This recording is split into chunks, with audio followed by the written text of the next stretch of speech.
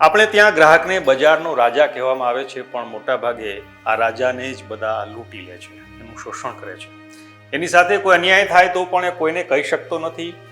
ગ્રાહક તકરાર નિવારણ આયોગ નામની આપણે ત્યાં વ્યવસ્થા છે, પણ બધી ફરિયાદો ત્યાં પહોંચતી નથી અને એના જે ચુકાદા છે એને પણ કેટલાક કિસ્સામાં ઘોડીને પી જવામાં આવતા હોય છે.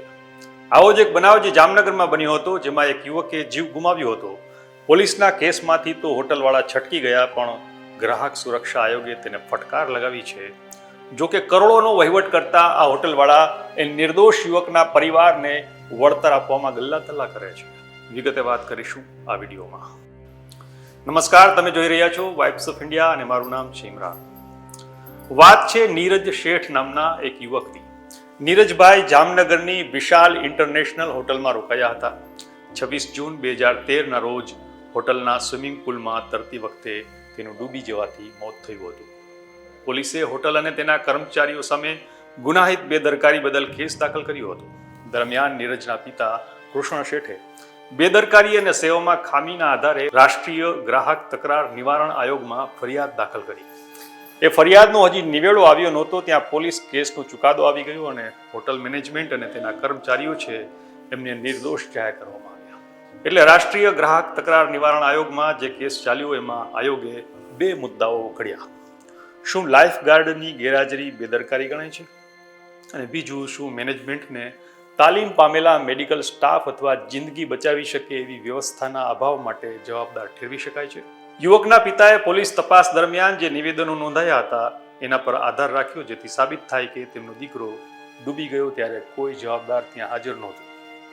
તેમણે એવી પણ દલીલ કરી હતી કે તેમના દીકરાને બચાવવા માટે કોઈ કોશિશ કરવામાં આવી નહોતી, કારણ કે હોટલે એવું માની લીધું હતું કે તેની લાશ પાણીમાં તરતી મળી આવી હતી, એટલે પહેલા જ તેનું મોત થઈ ગયું હતું. પોલીસે નોંધેલા આ નિવેદનો પર આધાર રાખવા સામે હોટલવાળા પક્ષે વાંધો ઉઠાવ્યો હતો અને દલીલ કરી હતી કે જૂના CRPCની જોગવાઈઓ હેઠળ પુરાવામાં તે અસ્વીકાર્ય છે. હોટેલ પક્ષે એ પણ જણાવ્યું કે સ્વિમિંગ પુલ રાતે 9 વાગ્યે બંધ થઈ ગયો હતો, છતાં યુવકે હોટલના નિયમો અને શરતોનો ભંગ કરીને કલાકો પછી પણ તરવાનું ચાલુ રાખ્યું હતું. સામા પક્ષે દલીલ થઈ કે યુવકના તરફથી કોઈ બેદરકારી નહોતી અને તેને આ દુર્ઘટના માટે જવાબદાર ઠેરવી શકાય નહીં.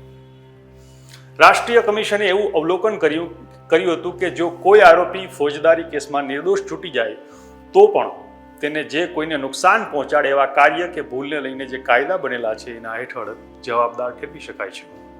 કમિશને એ પણ નોંધ્યું હતું કે હોટલ મેનેજમેન્ટે સ્વીકાર્યું હતું કે જ્યારે સ્વિમિંગ પુલ બંધ થવાનો હતો ત્યારે 3 સ્ટાફ સભ્યો ફરજ પર હતા અને તે એક એટેન્ડન્ટ હતો જેણે પાણીમાં તરતી લાશ શોધી કાઢી હતી. રાષ્ટ્રીય આયોગે વધુમાં નોંધ્યું હતું કે મૃતક યુવાન ખૂબ જ સારો તરવૈયો હતો, તેને કોઈ બીમારી હતી તેવા કોઈ સંકેત મળ્યા નથી, તે નશામાં પણ નહોતો કે જેના કારણે તે ડૂબી ગયો હોય. પણ મોતનું સાચું કારણ રહસ્ય રહ્યું હોવા છતાં હકીકત એ હતી કે આ યુવાન સ્વિમિંગ પુલમાં ડૂબી ગયો હતો. કમિશને સવાલ ઉઠાવ્યો હતો કે યુવક હજુ પણ સ્વિમિંગ પુલમાં છે તે જાણવા છતાં ત્યાંનો માણસ છે એ જિમ્નેશિયમ બંધ કરીને ચાલ્યો ગયો. હોટલના આ માણસની આ ટૂંકી ગેરહાજરી અને સ્ટાફના વર્તનને કારણે સેવામાં ખામી સર્જાઈ હતી એવો સવાલ પણ આયોગે ઉઠાવ્યો હતો.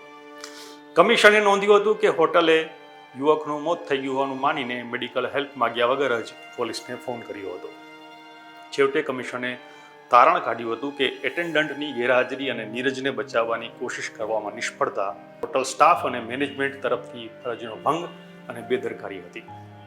નીરજ ફક્ત 27 વર્ષનો હતો અને મેનેજમેન્ટ ટ્રેની તરીકે કામ કરતો હતો. તે ધ્યાનમાં લેતા કમિશને 3 મહિનામાં 25 લાખનું વળતર ચૂકવવાનો આદેશ આપ્યો હતો હોટલને.